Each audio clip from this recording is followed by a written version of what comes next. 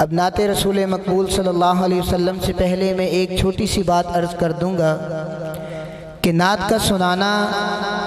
ये सहाबाए किराम की सुन्नत है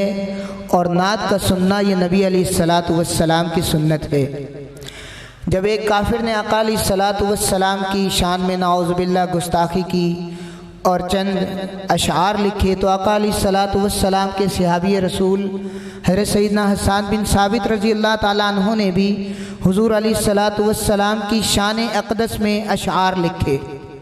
और हुज़ूर अलैहिस्सलातु वस्सलाम की शान अक़दस में अशआर का पढ़ना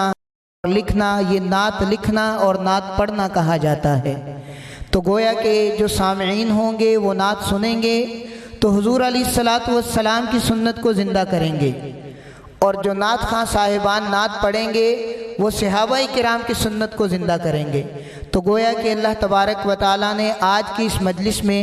हमें दो सुन्नतों को ज़िंदा करने का मौका अता फरमा दिया और फरमाया कि जो शख्स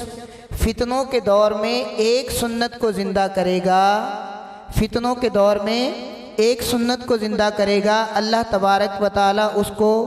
गालिबन 70 शुहदा के बराबर अजर व सवाब अता फरमाएंगे। मुख्तलिफ रिवायात हैं 11 सहाबाए किराम 70 सहाबाए शुहदाए किराम के बराबर अल्लाह ताला अजर व सवाब अता फरमाएंगे। तो नात सुनने के आदाब ये होते हैं कि इत्मीनान से नात सुनी जाए,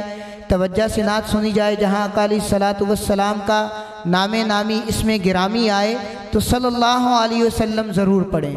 और ज़िंदा दिल हो के बैठें, बिल्कुल खामोशी से या बिल्कुल सुस्त होकर भी नात नहीं सुनना चाहिए।